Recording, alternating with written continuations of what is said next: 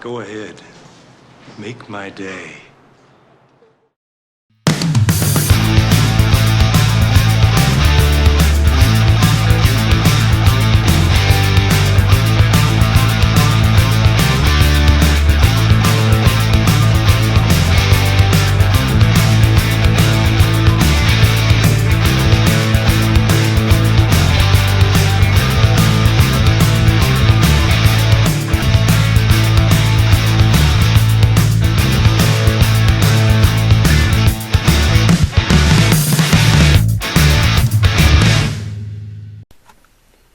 Hi everybody, welcome to Nerdy Harry Channel. I'm Anthony. I'm Joey. And let's get started. Alright, we're going to head and jump into... Actually, you know what, before we jump into it, how you been, Joey? Good. How you been?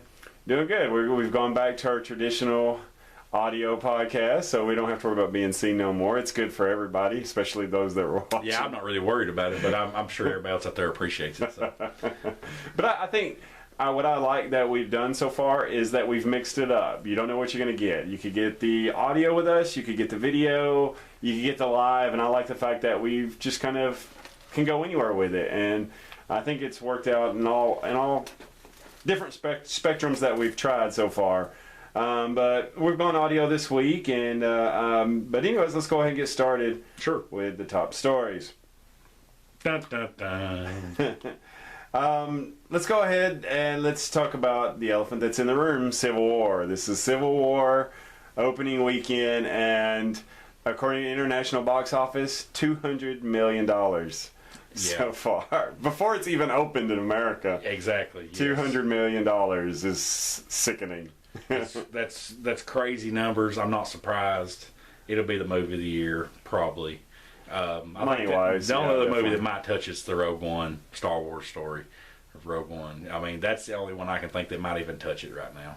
I tell you what, I don't know. Maybe Suicide Squad, because there's going to be some redemption level there, I think. Sure. Yeah. It may not. I could be completely wrong on that. But I absolutely agree. I think the Captain America, I keep wanting to say the Avengers Civil War. Well, it is Avengers. Yeah, it is. But Captain America Civil War is just going to, far and away blow away everybody this year. And I really think they could probably hit $1 billion. Oh, easy. In the first couple of weeks. Yeah. 2 or 3 weeks worldwide, they could hit $1 billion, I think. Now it's probably a given, actually.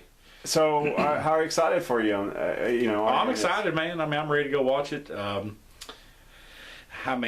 tried to avoid all spoilers. Me possible. too. I've not read nothing this week. Because people are just throwing it everywhere out there. I did read one thing, and I had to stop reading it because I was like, somebody kind of slipped it in there, that they started talking about. They try to be smooth about it. Yeah, you didn't think it would be that, and then all of a sudden they're telling you about what the movie's about. I'm like, Oh, and by the way, they all died. And my other favorite part. Yeah. Just be ready for that, guys. I mean, everybody dies. So. Yeah, that's it. I'm really excited for the movie as well. Just because, we've spoke about this numerous times, but you know what you're going to get with it. It's going to be a solid movie. I guess Kevin Smith's come out and said that it's the best superhero movie he's ever seen. That's saying something. That's saying something. Because he's a huge Batman, Superman, DC guy. He really is. Yeah, but I will say this, and Eric and Jesse mentioned this in their podcast this week. Kevin Smith really doesn't hate, though. No, he doesn't. Superhero movies. Now, he hated Batman vs. Superman. Yeah. But most superhero movies is like, oh, it's great. But it's funny, too, because he was really excited about Batman vs. Superman. I remember last year him talking about seeing the suit, and he was just really, because he's friends with Ben Affleck. Yeah, he's really close with Ben Affleck, and he was just really stoked about it, and then, he ended up being disappointed with it.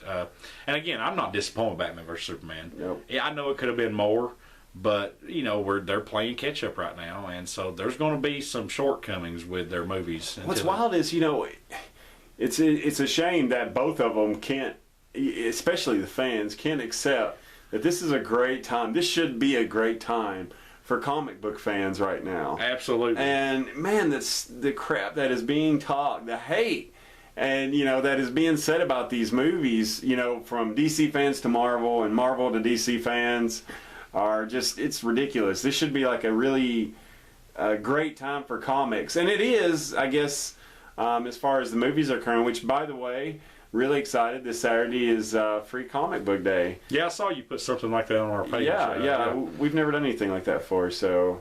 Does they do it everywhere? Yeah, it's a nationwide thing. Every comic book store, well, the ones that have comics, there are a few comic stores that are kind of comics, kind of baseball cards and all that stuff.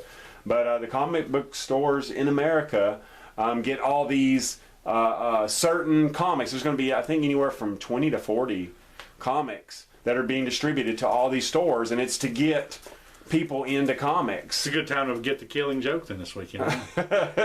Well, I believe, I know they're doing 25% off the regular comics in the comic book stores, and like, I guess it just depends on, now I know Mike here, is it Mountaintop, I believe? We go there all the time, and I still can't remember the name, but Mountaintop Comics and Collectibles here in Cookeville, he's doing 25% off comics and 15% off action figures and all that. So, but anyways, this, Saturday I think is a really cool thing. It's a great time for comic book fans, and to get back on the Civil War. So, which team are you, Joey? Let's hear it. Team Cap. I'm always rooting for the underdog. Okay, all right. So, I mean, is that the only reason because he's underdog, or have you always liked Captain America? I just don't like the smugness of Tony Stark. I never have. It plays well for the character. I get that, but the thing is that you can go back to the DC side. Bruce Wayne is a smug character, but Batman's not. But that's because Batman is who he really is now, and Bruce Wayne is his character that he plays. Tony Stark is not. That's who he really is. He's a smug, he's just a smug, stuck-up jerk. Exactly. He's got a good heart. He does, but he don't know how to use it. Yeah, he's just kind of a jerk about it. And but I'm Team Cap as well. I was really hesitant to like Chris Evans as playing Captain America originally, but he's been great, far and above surpassed my expectations for it. Now let's talk Civil War. Obviously, you and I, neither one have seen this. Do you think anyone dies, and how many, and who? The rumors out there that someone would die in this, that you would be crying at the end, quote unquote. I'm starting to think no. I mean, I don't think anybody dies, but I think there'll be some dramatic changes going into Phase 3 now. I mean, this will be truly going into Phase 3, and this is going to cap everything off. And I truly believe you'll see some big changes, probably with Captain America. Just going off, I've read some of the history of the Civil War and what happened, and some of the other characters that Captain America's been over the years. Yeah, which we got into a couple weeks ago, talking about possibilities of who it could be. Yeah, I mean, I don't think anybody's going to die. Nobody big anyway. Maybe, I don't know. I mean, I really don't know. I'm just speculating.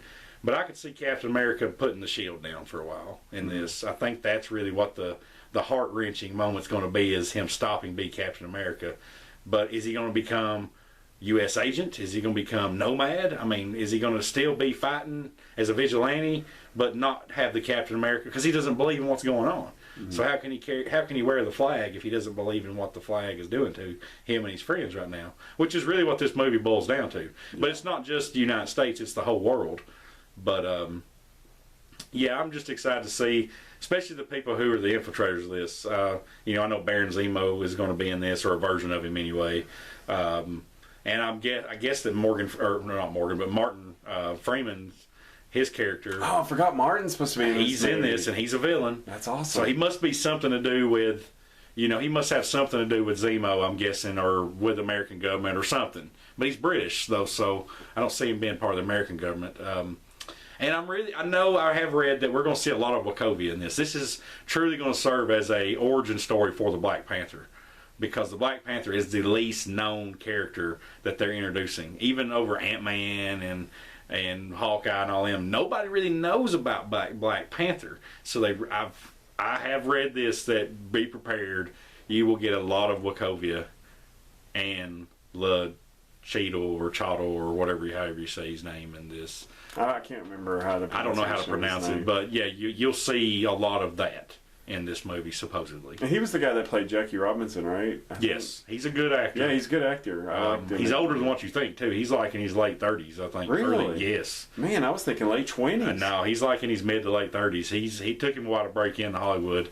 The Jackie Robinson story really, 42 really pushed him up into the, oh wow, this guy can really pull this off. Yeah. Because he can. A lot of guys. One thing that people don't realize when you get into Hollywood, especially on TV shows and movies, and you become a main character and a quote unquote star, is that they look for a couple qualities. Number one is they got to be good looking in most cases. They got to be pretty people. They don't cast ugly people to be stars. I'm just sorry. The Jack Blacks of the world and the Jonah Hills, those are few and far between. Okay. Which I'm not saying that they're not pretty, but they're not. They're regular looking guys, Seth Rogen. But they've made it because they're smart at what they do, and it's just they had enough clout. Well, from that. they're really good at writing. They're too. good. That's what I mean. So, They're good at writing, and so that they have a little crutch to to stand on. But he's good at another quality to look for is somebody who can act just with their emotions, with their face. Mm-hmm. And when you watch 42, right? Mm-hmm. I don't want to get off subject, but 42, you can really see the anger and the anguish. Well, even in the previews of the Black Panther, they're already showing scenes in his face. Just I've seen 2 or 3 where his facial expressions. I'm really excited to see his origin story too. I've tried to read a couple comics with him, and I just could not get into the story, but I really wanted to. But maybe I just picked the wrong comics to do it. They were the newer ones, so. Yeah. I hope his storyline is a lot better than what the comics have kind of put him out there as, because I just was kind of bored with the story. I really think that it's going to go one of 2 ways for Captain America. I think he is either going to die, and they're going to bring him back later on for the Infinity Wars. Which they're changing the name. Changing the titles, that they're not going to be now Infinity War. That's weird. I don't know why, but because probably Justice League's doing the Justice League 1. And and they're doing Justice League 2, so I don't know. Maybe I'm wrong on that, but that's very possible. But anyways, I think he'll either die and he'll get resurrected for the Infinity War somehow, or kind of what you alluded to a little bit. Maybe I take this the wrong way, but he's just going to walk away for a while. I think he's just going to be done with, because in the comics, in the Civil War, in the novel, the Civil War, he gives up at the end. He sees that everybody's dying over this cause, and it's not worth it, because I believe it's Reed Richards that dies in the middle of the fight, because Sue was on Captain America's side, Reed was on Iron Man's side, and I think Reed dies, and Sue's over there, I'm crying, and you're seeing all these people dying. Cap just basically calls it, and so I think it could be something like that, where he realizes, okay, maybe like War Machine dies or something, and Iron Man's all tore up, and I don't know, but I think it's either he's going to either die or he's just going to walk away from it. And I've heard that Ant-Man actually steals the movie in a lot of ways. It's not surprising. I heard that Paul Rudd really does, on some scenes, steals some of the movie, which is kind of surprising. I'm glad. Paul Rudd is such an underrated actor. He is. And is so talented. And I never thought he could lead a movie. But man, after watching that, I was like, this guy's perfect. This is perfect. You go back to some of the comedies he's been in too. I mean, like Knocked Up, and and then he was in the one with 40-Year-Old Virgin. Yeah, he was in the 40-Year-Old Virgin. That was one of his first big. Well, I mean, Ron Burgundy. Yeah, whole. He's always. Oh, there's a little fun tidbit about that I read the other day. In Anchorman, when he's pulling out the cologne. Yeah. The Black Panther. Right? Yeah, and he made up the line because Will Ferrell was so good at not breaking character. He wouldn't crack up. So they had like a little bet going that nobody could do. They had an office pool, so to speak, of who would be the first person to do it would win the pool. So when he pulls out, it's not Black Panther, but I won't say what it is. But yeah, you guys who's familiar with the movie will know what I'm saying. But he pulls out and he says what the name of it is, and he puts it on, and he goes, 60% of the time, it works all the time. And he just made that up. And he said Will Ferrell just didn't break character, just went right into it. He goes, that doesn't even make sense. And so they kept it in the movie because it was just beautiful. That is great. It was ad-libbed, and it was perfect. And I was like, that's so great. And he's like, I can't believe he didn't do it. I thought that would surely do it. 60% of the time, it works all the time. Yeah, that was great. But I heard though that Paul kind of steals some of the scenes in the movie, which I'm really glad that they kind of kept him. They're keeping him fresh in it because maybe he's going to be an important part going forward with the Avengers. But you know, I'm really excited for the movie. You know, we know it's going to be good. We know it's going to probably outgross anybody this year. And it's interesting to see how, because I know that I've heard that there is 2 post-credit scenes. Yes. So everybody stay tuned. Yep. Stay to the very, very end. Yeah, after the credits. Yeah, there's the last one. Yeah. Yeah, which, by the way... which I know what it is. It's been all over the internet, unfortunately. I know what the second one is. Oh, no. Do you really? Yeah, I do. No. It's one of them things that for about 2 or 3 days, if you pulled up anything that had to do with Civil War, it was mentioned. Are you bummed that you've seen it? Because I haven't seen it. I have no idea. No, I don't care. No. Oh, okay. It's not that big of a deal. I mean, yeah. But I don't know what the first one is. So. Okay. Oh, well, that one is no. But so, anyways, really excited for Civil War. I'm going to say right now that I'm going to predict that it's probably going to be out of 10. It's probably going to be like a 9.5 probably. Yeah, I'd say more like 8.85, but I mean, I don't know. Who knows? It may be 11. That's just our DC. If we wasn't DC, we'd be like, oh, it's 13. Well, I'll tell people all the time that I love Captain America: Winter Soldier. I mean, when I watched it in the theater, I was like, that was just a great movie. I really want to get the graphic novel because I've heard the graphic novel is really. Oh, I'm sure it probably is really good too. But you know, it's so funny because we were talking about earlier.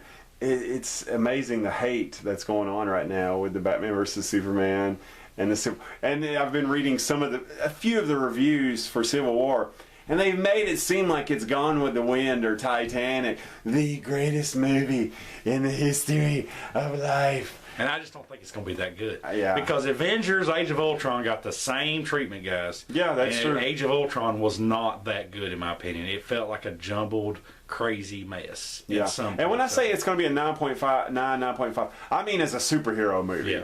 Not as a solid all the way movie. I mean, like, because Batman vs Superman wasn't a 10 or a 9.5 for me as a solid movie, but as a superhero movie, it was like a 9 for me, you know? Oh, absolutely, yeah. So anyways, I guess, you know, it's wait and see for us on Civil War. But I guess we'll talk about that in the next coming weeks after we watch that. So absolutely. All right, moving on.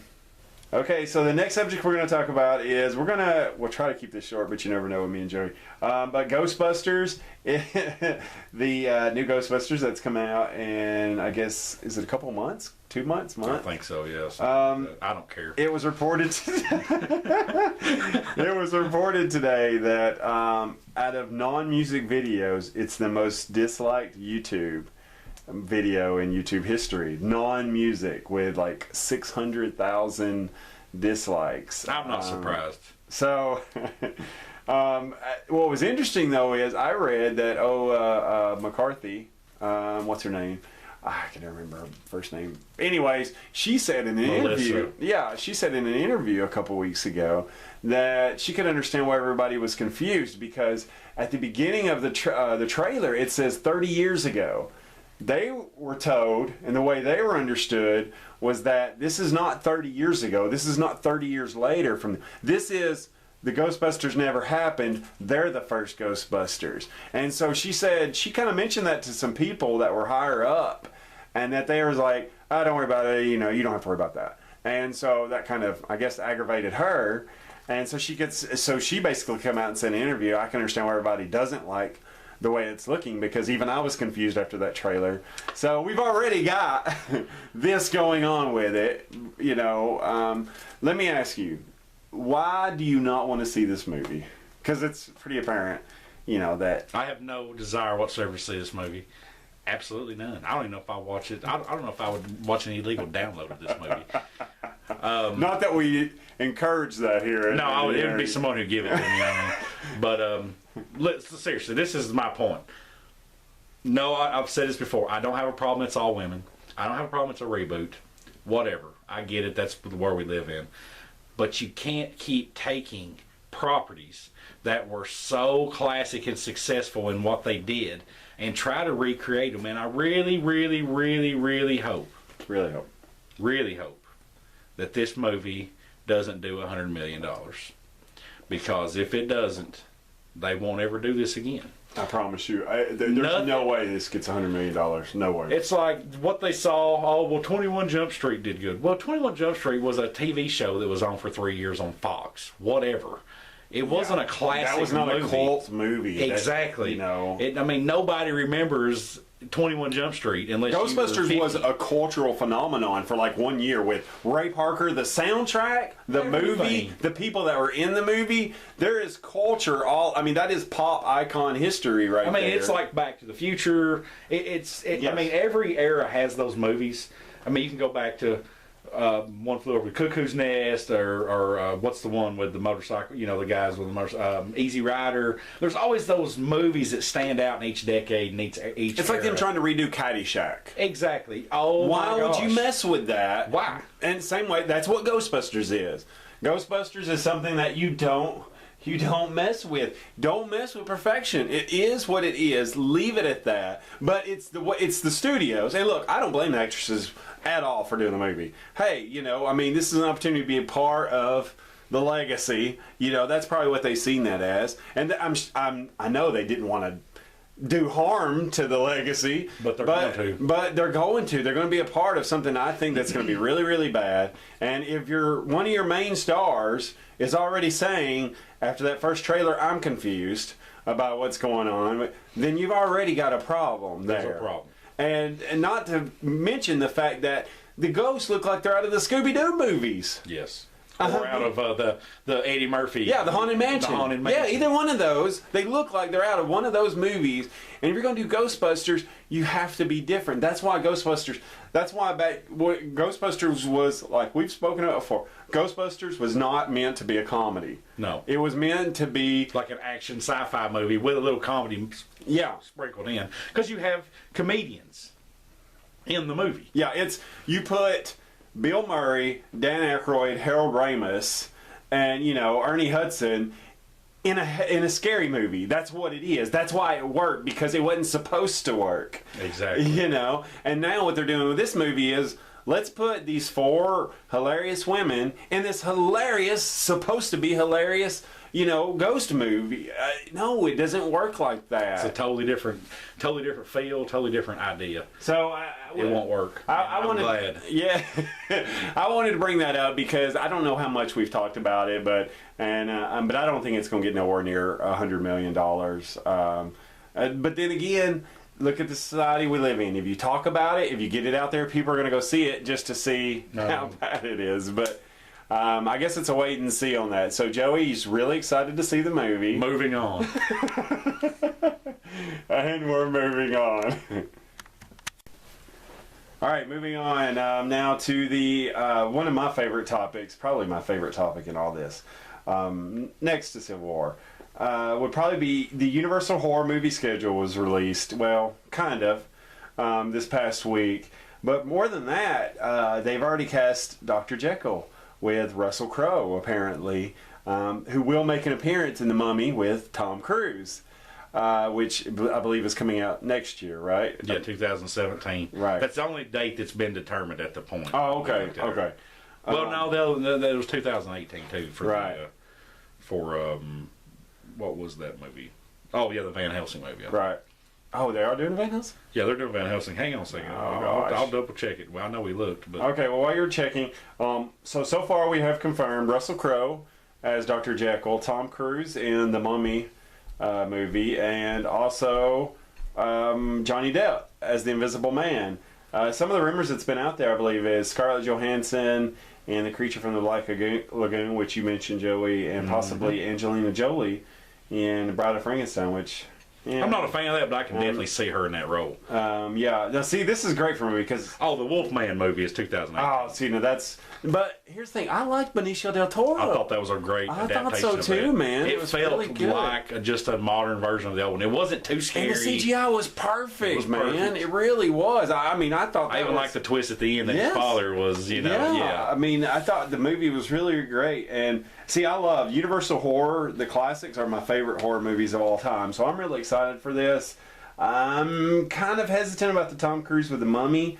I'm a fan of Tom Cruise. He's been doing great over the past couple years. But is this going to be about The Mummy or is this going to be about Tom Cruise? The Mummy, now you have to remember though, just because the movie's called The Mummy, even the old one, the Mummy wasn't always the primary character. Right. It's always going to be a secondary character. I agree. But your woman's just as important as the man in The Mummy. But they'll make that right. They just don't have a cast yet, I'm sure. But I mean, they'll get someone who's good, to be beside Tom. And I have no doubt that Tom will make this movie and it'll be just fine. I'm excited to see what Russell's going to do with Dr. Jekyll. I mean, Russell brings it every single movie. Why would Dr. Jekyll and Mr. Hyde even be in this? But this is what I think of. Maybe the Mummy gets brought back to London. Tom Cruise plays an American, maybe archaeologist who finds the mummy, sort of that Howard Carter type guy, and then they bring it back to London to put on display in the museum, because this is probably going to take place back in that day, I'm hoping. Yeah, I hope so too. Because everything's going to be like set in that time period. I hope they do put it back then. And I'm just throwing out plot points. They'll change it a little bit, but then you have Dr. Jekyll. Yeah, who's there, and that's how you introduce the Dr. Jekyll character, because he is great a if Brit. they could do like a League of Extraordinary Gentlemen with a classic horror. I mean, because look at all those classic horror movies. They did a lot of, Dracula versus Frankenstein, and so let's just hope we don't have Jonah Hill and Channing Tatum joining the Abbott and Costello meets Frankenstein. I mean, look, studios have thought of a lot stupider things. Aren't they Universal too? I don't know if they are. Is Men in Black? I think Universal? Men in Black is Universal. Well, hopefully they're just concentrated on Men in I'm Black. almost positive it is, because in the little Universal picture. Yeah, maybe. I think it is. They got the little. Let's see here. Columbia Pictures. Oh, it's Columbia. That's Thank Sony. goodness. That's Sony. Never mind. Thank goodness. That's And good Amblin. news. So that's Spielberg. Do you like the original horror classic movies? I like some of them. I mean, I never have been a big fan of horror in general. I don't even like the new horror. I don't like the 80s. I don't like any horror that's new, but now from the very first to like Dracula, Bela Lugosi, all the way up until like maybe the 90s, anything in the 90s. Although they're probably like the best last horror movie that I've seen that really wasn't even a horror movie, it's more of a thriller, was The Strangers.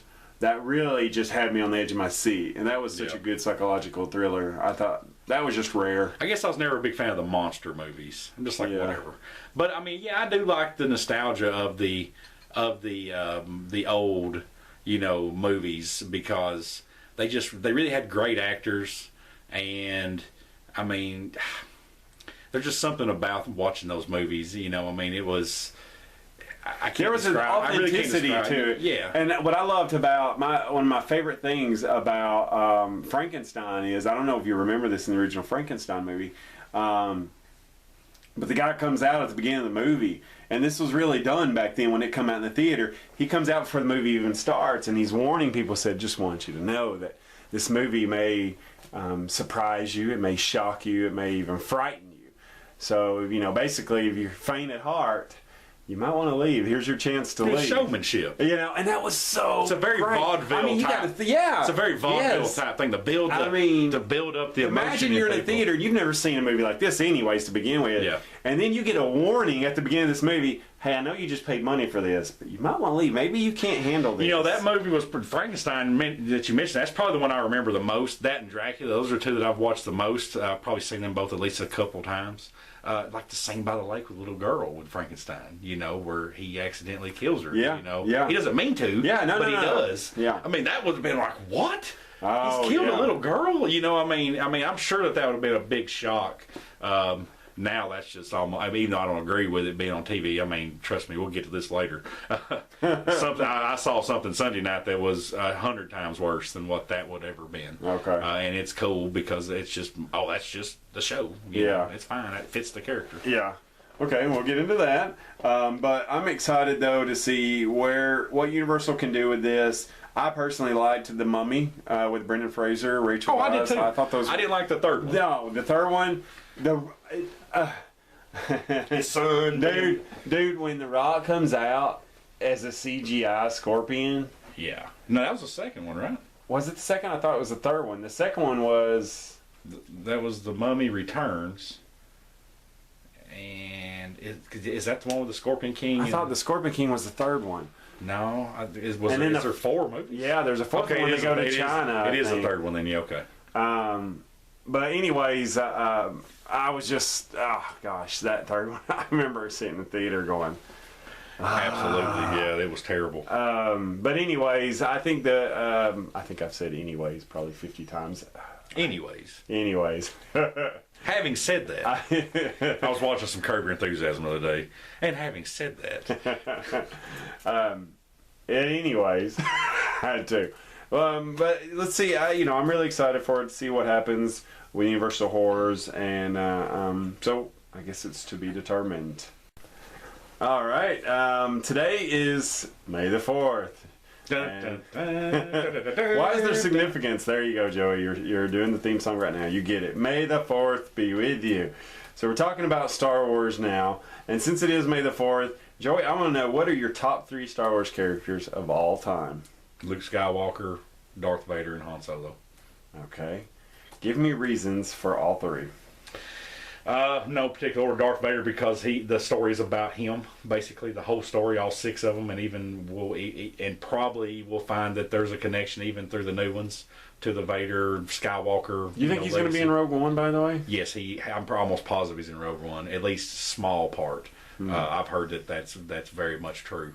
Can you imagine ticket sales alone if you find out that there's just 5 minutes of him? Yeah, people will go watch it. And I've even heard the rumblings, the rumors that there's been backdoor sightings of James Earl Jones too, and like around Disney Studios and stuff too. So really, to do the dubbing, Yeah, because he's still alive. So you obviously have to use him. You got to get as many lines out of him as you can, man. Record them and stockpile them. Let him put a dictionary in front of him. Have him say every single word. because with the technology we have today, they can piece it together, edit it together. Yeah,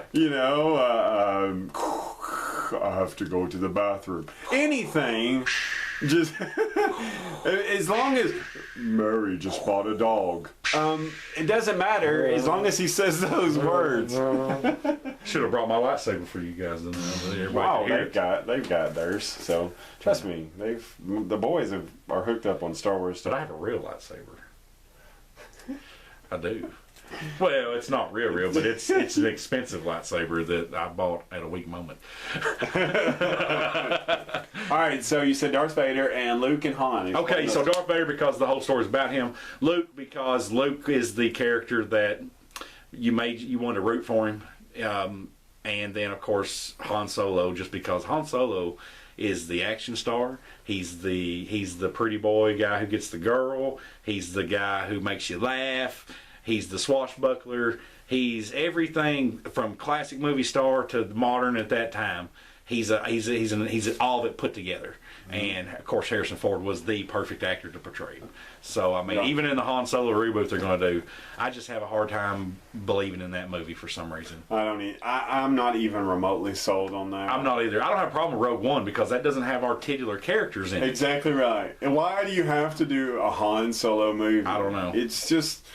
Same way with Ghostbusters. Why are you doing these things? They don't need to be done. Yeah, unless you can just have Harrison Ford do it and then make him look younger, don't even do it. Well, look, they did it with freaking Michael Douglas. I know. In Ant-Man. Was that not insane at the beginning how young he looked? I was like 30 years younger. I was like, how the heck did they do this? And then, a couple scenes later, he looks like how he looks like today. And I was like, that is some serious juju right there. A lot of facial whatever CGI, whatever they want to use on it.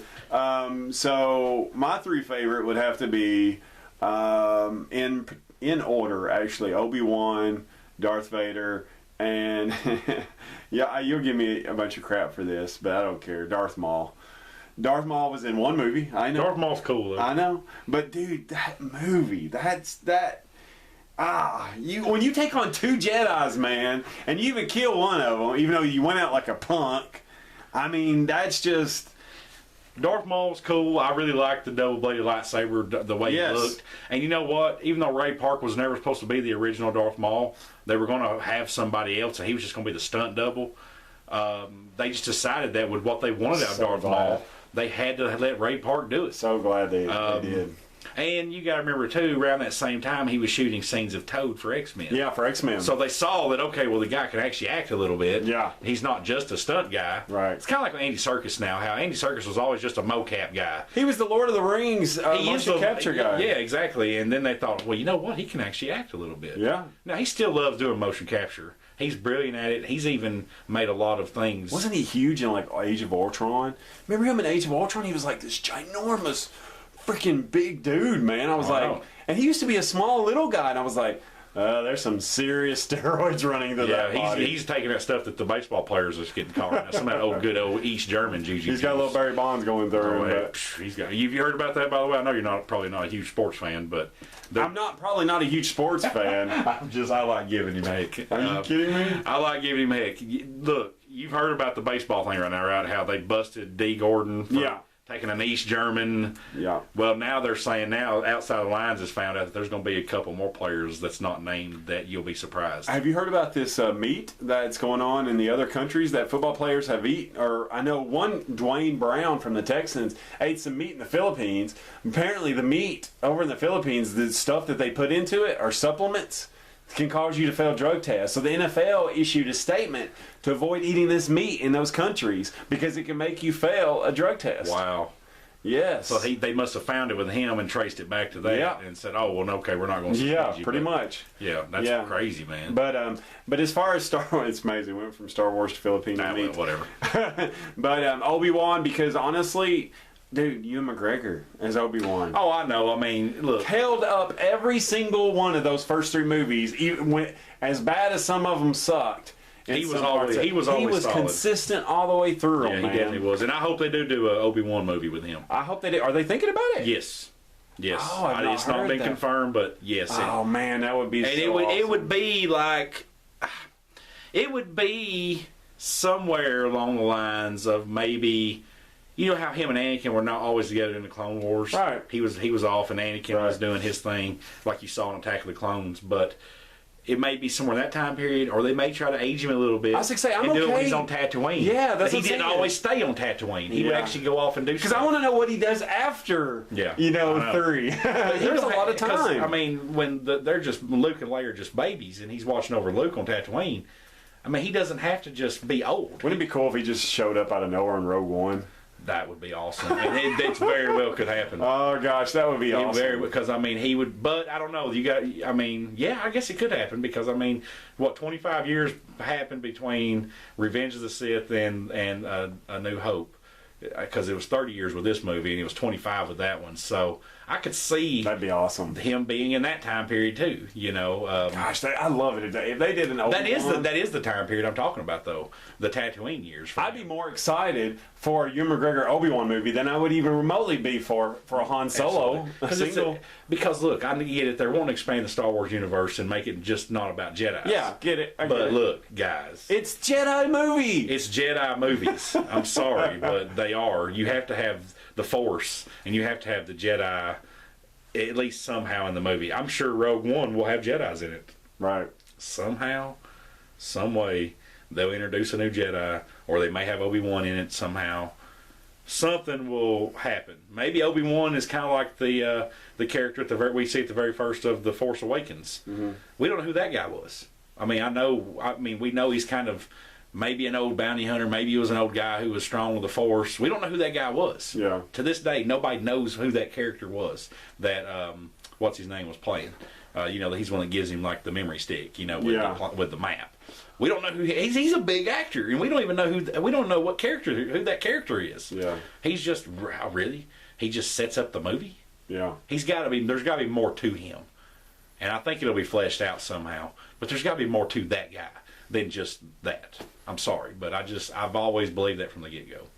Well, since it was May the 4th, I wanted to kind of get some Star Wars talk in there, so that was interesting to hear your 3 and. Got my 3 out there. Of course, I love Yoda. Yeah, Yoda. I was going to say Yoda's close, But Yoda, after I mean, I don't like the way they did Yoda in the prequels. no, I didn't either. I thought you could have just Muppeted him up, man. And really, he's only good in really The Empire Strikes Back. That's why he's not one of those. I mean, although I do love when he fights Darth Sidious. That's really cool. But when he goes back, that's pretty cool, man. It was cool, but him jumping around. I know. And then He's goes a back, Jedi But then he master. goes back to walking on his cane. It's like, oh, that's funny, man. That's a little humor. but Come that's on. why I don't like it. But anyway, yeah. Okay, so so there's our Star Wars, or May the Fourth be with you talk. Okay, so now Joey's probably at his most happiest because we're going to talk some Game of Thrones. Now, I will go ahead and say right now that and Joey's aware of this, that I am not caught up to where Game of Thrones is right now. I am still a season or maybe a season and a half behind. But regardless, hey, it's a very popular show. Joey knows his Game of Thrones. And so, I still want to hear what's going on. So, Joey, obviously, you don't have to hold back or anything. I have the floor. you have the floor. Now, I'll go ahead and set it up. This is the season 2 that's... not season 2, it's episode 2 of the new season, right? Season 6. Season 6. And so, spoiler, just go ahead. If you don't want to hear this, cut it off now. Go ahead. We're giving you 3, 2, 1. Okay. Jon Snow. Okay, so guys, I'm gonna set it up. I'm gonna go episode 1 real quick. Okay, a lot happens in episode 1, but I'll be short, brief, but descriptive. If you saw last season, at the end, it ends with Jon Snow's dead body bleeding on the ground. Okay, after he's been stabbed. Wait, Jon died? No, I'm just kidding. Yeah, Jon died. You didn't know that. Jon Snow's dead. It starts. Yeah. Pans in to his dead body still laying there. Then Davos and some of the who was Stannis Baratheon's close aide, which I like Davos. Yeah, Davos is becoming a very important character, and I'll explain more about that in a minute about what I think will come of him in this episode in this series now. Anyway, Davos and some of a few of the loyal Night's Watchmen who were behind Jon Snow, they carry his body inside into a room. Okay, and they pick him up and take him, and they kind of barricade themselves in there because they know that they're kind of screwed now because all the other Night's Watch are going to try to kill them probably. So they barricade themselves in there, and they're just like tripping out because Jon's dead, and so Jon Snow's dead. They get Ghost out of the kennel and bring Ghost in there with them because they need all the help they can get. Yeah, and he's a big dire wolf who's mean, so I mean they bring him in there, and they know that Ghost knows they're friendly, so he won't harm them. And then Melisandre's there now. She's been there, but she's down and out because, spoiler alert, but you already know there's spoilers. Stannis Baratheon is dead as we know it. We don't see him die, but we're pretty sure he's dead. Brienne of Tarth kills him after last season's fight with the Boltons. He was defeated.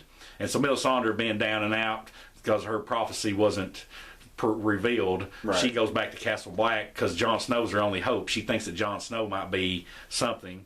And then she gets there, he's dead. So she's down and out. Wah, wah, wah. So she's down. The Lord of Light's not leading her the way. She's not seeing the light at the end of the tunnel, so to speak. It's getting real dim. Anyway, so we move on and we see what's happening with Tyrion Lannister. He's running, what's the city? Marine in Slaver's Bay. Because if you saw last season, Daenerys... There was a battle scene at the end where somebody tried to kill her, and her big dragon, I can't remember what his name is, but the big one, she jumps on him and she flies off with him. Well, she was surrounded by the the horse people that she was married to him. She was there. I can't remember the Dothraki. There we go. Dothraki. Yeah. Okay. Well, she's captured by the Dothraki, but she doesn't let them know who she is till. So they've got her, and then I'm still seeing episode 1, and then you move on, and then it ends up back at Castle Black again, and you think that they're going to do something with Jon Snow because the rumor is that there's no way Jon Snow's dead. Kit Harington was spotted on the sets in Pinehurst, and right, there's no way they'd lie to you. Or Pinewood, yeah, they wouldn't lie to you, and but then nothing really happens, and you're like, okay. Well, that sucks. So, yeah. But just long and short, I know I missed a few things, but the long and short of it is they really had a lot of stuff to try to tie up in that first episode. And most Game of Thrones seasons start out with a few hectic episodes at first, just to catch you back up. Oh yeah, we also see that Jaime and Cersei's daughter, well, you know, it is their daughter. She's dead now too. She's been poisoned. They also killed the Sand Snakes. Do you know who the Sand Snakes are, Anthony? Okay, they're the sand. There's a lot of stuff you've missed. The Sand Snakes kill Prince Ober. I think it's his name, or that was his brother. But anyway, Oberyn. Oberyn was one that died in the pit. But anyway, his brother. The Sand Snakes kill him and take over the empire that he's got. I'm just trying to be blunt, or trying to be kind of blunt, but really short. Because a lot of stuff happens. Descriptive and short. But anyway, at the end, basically all they did is just kind of catch you back up on what's going on. Okay, so nothing really happens. You're like, oh, that sucks. Dang it, they didn't bring back Jon. And Jon Snow's still dead. Jon Snow's still dead. So maybe it is true. And moving on to episode 2. Okay, so we get in episode 2. Jon Snow's still dead. Jon Snow is still dead. He's laying on the table. Now the Night's Watchmen are trying to get in. And they're trying to coax him out by saying, we'll just let you leave, Davos. You can even take the Red Woman, the Red Witch with you. You know, and Davos is like, yeah, let me think about it. But Davos is smart. He's been around, and he's like, these guys are going to kill us. Yeah. So he sends one of, and you'll know him if you watch the show. I just can't remember his name because they got all these complicated names. Steve? Yeah, Steve. Yeah, we'll call Jerry. No, it's Jerry. We'll call him Jerry. He sends Jerry to go get the wildlings. He's like, we need an army. I love how Davos and Jerry. Davos and Jerry. Davos sends Jerry to go get the wildlings. He's like, we need all the help we can get, and they'll be upset that Jon Snow is dead. Yeah. So go get them and come back. So he does. Well, they're trying to hold down the fort, so to speak. Right. And some of the other Night's Watchmen are like, what are we going to do? You know, when they get in here, they're going to kill us. There's so many more of them. And so Davos is like, I'm going to talk to Melisandre. And they're like, but what can she do? He's like, I've seen what she can do.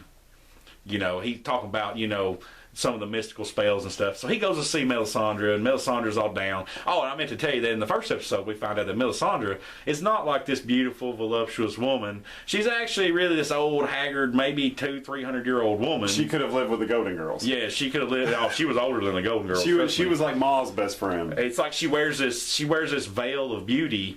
But then for some reason, however it works, when she doesn't do what she's doing to wear that veil of beauty, you see her true self. And she's this old, feeble woman. So she's very experienced. And the one thing that kind of was talked about online that I read is that kind of explains now the reason why she didn't see the problem in sacrificing Stannis' daughter, okay, to the Lord of Light for the greater good. Because she's lived so long, she's seen so many people sacrificed and die. So she believes in Stannis that one life is worth all the thousands that can be saved if you're the leader of, you know, of this world. So I mean, that kind of, even though that was a really bad and hard thing to watch last season, which you didn't know that either, because I'm telling you stuff you didn't know. It's going to make you want to watch it though. Yeah. And Jon Snow's still dead. It makes up for that. You're like, okay, well now I guess I kind of understand why she would have done that. Right. And remember, guys, if you didn't realize this, we're not doing Martin stories now. These are all the writers of Game of Thrones. They're coming up with this stuff. I've heard that they kind of bounce it off from George R.R. Martin, and he says, yeah, thumbs up or thumbs down, or, you know, thumb sideways. You know, he's like, probably you might not want to do that, but that's kind of the right idea. So that way, maybe by the time he gets the books done, when the final season can kind of tie it up with what he's written, because they're planning on at least 2, maybe 3 more seasons. Wouldn't you hate to be that one guy? I'm going to get off subject. Wouldn't you hate to be that one guy who's in there and he's not throwing any ideas yet out, right? Oh, because yeah. Martin's not throwing, you know, not telling them. Can you imagine being like, okay, guys, what do you guys think about this week's? And it's like that one guy that raises his hand and goes, you know, I'm going on a limb here because I think we need to explore different realms and do different things because we're HBO. Have we thought about time travel? Yeah. They're like, okay, moving on. Does anybody else have an idea? So what if we go back in time when Jon Snow's not dead? What do you think that would be like? That'd be a way we could bring him back to life. You know, let's say they run up on, let's say 4 turtles that know Ninjutsu. some type of ancient fighting style. I think that would be such a great skit. That would be a great guy. sounds like some type of a good scripted show that behind the scenes of the writers' room. Just that one guy's like, I'm just gonna go on a limb here, and I know we should write a pilot for an HBO show called The Writers' Room. Or call it The Intern. Yeah. And he's an intern. He works for one of the main guys. Yeah. So he just kind of they can kind of borrow from these HBO shows. Hey guys, what about time travel? Yeah. I mean, how's nobody thought of this? Am I the only person that thinks this is brilliant? Yes. That was. Oh no! Check it out. This is whole next level right here, Joey. This one guy raises his hand. He's like, "How about? All right, listen. We've got Game of Thrones. We know everybody's set. How about this week's episode is an episode about nothing?"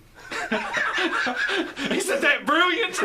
What do you mean nothing? He's like, okay, let's say Davos. What does he do?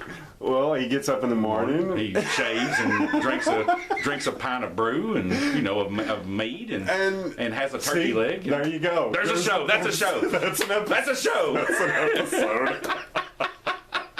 That would be so funny. I didn't mean we may have just made $1 million and let everybody know that. But anyway, I'm sorry. No, that's all right. That was great, and I had to tell you. That was great. Okay, so anyway, Jon Snow is still dead. Jinx. All right, so anyway, he goes and talks to the Red Woman, and she's down. She's lost her faith in the Lord of Light. And Davos he tells her, he's like, look, and of course he uses some language because it is Game of Thrones and HBO, but he basically tells her, look, I've never been a religious man. I don't believe in all these gods, whether it's 7 gods or tree gods or the Lord of Light or whatever. I don't believe in it. He says, but I've seen what you can do, and I believe in you. Is there something you can try? And she says, well, I've seen the Red Priest resurrect somebody before. And we saw that in season 3. The guy, I can't remember what his name was, but he was in the cave. The Red Priest that she was with actually resurrected this guy. I remember that. Multiple times, actually. The dude had died like 2 or 3 times, if I remember correctly. Which I thought, wow, that's crazy. And anyway, that was the first full season. I watched it every week. And basically she says, well, I can try. He's like, okay, just do it. But then we break away and we go back to Marine, and Tyrion is trying to figure out what's going on, and they're talking about, okay, well, Daenerys is gone for now, but hey, look, somebody's trying to sabotage Marine. They've burned all their ships. They don't know what's going on. They think it's this little sect of people that is trying to undermine the government because they were overthrown by Daenerys and and her soldiers, so the Unsullied. So Tyrion's just trying to keep everything rolling in the government. And he's not trying to take over Daenerys' spot. He's just trying to keep everything running smooth. So he says, we've got dragons. He goes, and you know what dragons do? And they're like, well, sir, they won't eat. The dragons won't eat. He's like, well, that's because, he says, I know a lot about dragons. He goes, I remember when I was a kid, I wanted a dragon. And he goes, I used to study up on them. And he goes, dragons won't eat if they're sad. He goes, and so they'll just waste away to nothing. And right now they're sad because their mother's not here. He goes, I'm gonna go talk to the dragons. We're gonna release them. He goes, that'll solve some stuff. We'll just let the dragons out to eat, to scare everybody. And they're like, what are you gonna do? And he's like, I'm gonna go down into the dungeon. I'm gonna let them out. And they're like, but you'll be killed. They'll eat you. And he goes, no, I'm a friend of dragons. And this the girl that was Daenerys's her the black chick that is really pretty, and but I can't remember what her name is. That's been with her since a few seasons ago. She goes, but wow, how do you know so much about dragons? And he goes, well, look. He goes, there's 2 things I'm good at. He goes, I drink, and I know a lot of stuff. He goes, that's what I do. Right. And it's like, yeah, that's a perfect line. That is Tyrion. I drink and I know a lot of stuff. I know about a lot of stuff, So he goes down the dungeons, and the dragons are in there, and he's got a torch, and he's like, hello, and anyway, they come up to him, and he just starts talking to him because he says dragons are very intelligent. He goes, they understand us. They're smarter even than us in some aspects, possibly. And basically, he lets them know, I'm your friend. I just want to let you go. I'm a friend of your mother's. He basically says it like that, and then takes their shackles off, and then they don't eat him. Wow. And he walks out, and the dragons kind of go back to the back, but they don't go out yet, but they leave the door open for him to get out. And then that's how that scene ends, except for the fact when he gets back to the top, his dude that's with him is like, he looks at him and he goes, okay, the next time I have an idea like that, I want you to punch me in the face. And then, of course, that's over with. But just to get to the end of it, guys, we see also that Jon Snow's dead. Jon Snow's dead still. And I'm trying to tie this up real quick. No, you're fine. We go back to the Iron Islands, by the way. You remember? That's where Reek slash, Right. what was his original name on the show? But anyway, Reek, that's what he's been called for 2 or 3 years now. He helps... the daughter, the red-haired daughter. Oh gosh, why can't I think her name? It's getting too late at night. I guess we should do this at like 5 instead of 11 o'clock at night. Yeah, no, I can't remember the daughter. Sansa. Oh yeah, we see Sansa, and we've seen Arya too. Okay, she's blind right now, and she's learning how to be someone who doesn't have a name and doesn't have a face. Okay, she's going through that training. If you're familiar with the books and how the story goes, I know a little bit about that. But we're not seeing a lot of her right now. She's been the most least interesting character. That's why I'm not talking about a lot about it, even though she's a really good actress. They're just not doing much with her at this moment. But we see Sansa. She's gotten out. Brienne of Tarth has found her finally. Finally, after all these years, she's found her. No and she takes her oath of allegiance, and then Sansa actually accepts it. And so she's going to be with her now. And then Reek's going to go back to Iron Islands. But then we go to Iron Islands, and Reek's father, the king of the Iron Islands, is there, the lord there. And he's murdered by his brother who's come back. It's getting really deep, man. But that actually happened in the books. But instead of his brother killing him, he was blown off the bridge, the same bridge that he was thrown off of in the show this past Sunday. But they're just introducing new characters with a familiar storyline. So there's going to be something happen when Reek gets back there. Anyway... we get back to the cave. Yeah, and there is no cave. I thought he was in a cave. Jon Snow. No, he's in Castle Black and like. Oh, that's right. He's in the castle. I'm sorry, and he's dead. He's dead still. Anyway, I'm just gonna get to the end now. That pretty much ties up those loose story ends that I didn't get into because there's not much about it. You've done a great job, by the way. Also, Ramsay, by the way, kills his brother. I have to talk about that real quick. Or not his brother. Ramsay Bolton kills his father, and then he kills his father's wife and his newborn brother, his stepmother. He feeds her to the dogs, literally. And it's funny because Roose Bolton actually says, if you're going to be like a dog or a hound, you'll always be treated like one. And then 10 minutes later, he feeds his wife and newborn baby to the dogs. Yeah, that's crazy. So that's kind of like, that was like an alliteration right there. Should have seen that coming, but I didn't when I watched the show. Jon Snow's still dead, by the way. Yep, still dead. So anyway, he takes over Winterfell, and he's the new Lord Bolton. And then at the end, we get to the Melisandre's got Jon Snow on the table. There's the Wildling leader there, and then some of the Night's Watch. They're in there, and she's cutting off. Just reminiscing about the good times. She's cutting Jon Snow's hair and burning it to the gods, sacrificing it. She cleanses his body, washes all the blood off of his stab wounds where he was stabbed by the Night's Watchman that went against him.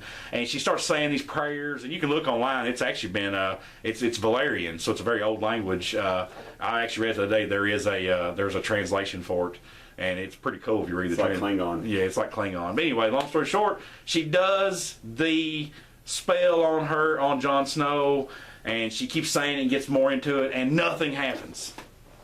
So, guys, that sucks because Jon Snow is, still dead, and everybody walks out of the room except for Ghost. He is in there, and wait, his dog Ghost is in there? Yeah, right? Ghost is in there. He's the only one left. And they just pan out, and you're just like, gosh, is something gonna happen? Is it not gonna happen? And nothing's gonna happen because he's dead. He's dead. Jon Snow's still dead. And I thought, I knew it. They were just messing with everybody. And guys, you know how these shows are. But right before it goes off, Ghost is laying on the floor, and everybody else has just walked out. Even Davos is left. And Ghost wakes up, and then it pans up to Jon Snow, and then right at the end, Jon Snow is alive. Okay, guys, I thought that was really good the way Joey wrapped that up on Game of Thrones, because that's exactly the way, apparently, the episode. That's exactly how it ended. I don't know what happens next. That wasn't bad editing. That was just, the way we planned that. So, man, I need to get caught up on my Game of Thrones, because it sounds so awesome right now. And they're I swear, man, I think... And Tyrion's my favorite. He's been my favorite. There's not been a lot of Tyrion yet, but there will be. Okay. Actually, Jon Snow and Tyrion are my favorite. They had to get the Jon Snow thing tied up, and I have, like I said, I have seen that Jon Snow is going to be The majority of the season. The majority of the season. My theory, guys, is, and I don't know this because there's nothing to go by, is that there's going to be a great battle between Jon Snow and the Wildlings and Ramsay Bolton and his army at Winterfell. He's going to try to take Winterfell back. I really believe that's somehow, some way that's going to happen. Okay. Well, I'm really excited to see, I need to get caught up and I want to see what's going on because it sounds really awesome right now. I think we've had a good episode. We've gone back to our audio, so it's been a little different adjusting back to this, but it's been kind of nice and more laid back and we don't have to be as on. Yeah. But I really enjoyed the conversations tonight. I always enjoy these, Joey. Looking forward to always doing more, man, and whenever we can, and hopefully at some point we can upgrade. I was talking to Joey the other day about getting a microphone, so maybe in the next couple of weeks we can work on getting that happening so we can sound a little more legit, like guys I'm counting down to Geek Town, because they're kicking butt right now. They're doing a really good job on their podcast, and as always, I'm going to say it as long as I can remember. Keep checking those guys out. Countdown to Geek Town on their website.com, countdowntogeektown.com. And Joey, as always, good week, man, and looking forward to the next one, guys. Joey, you want to say goodbye? Yeah, guys, sorry I was a little long-winded on Game of Thrones, but I had to be the only one. You did awesome, man. But, hey, it's great, and just for one of our fans out there, if he actually listens to this, there is this cool story that's been out for a while, and they made a show into it, and you really should try to check it out. It's called Game of Thrones. Get into it. Hey, have a good night, guys. See you. Later, guys.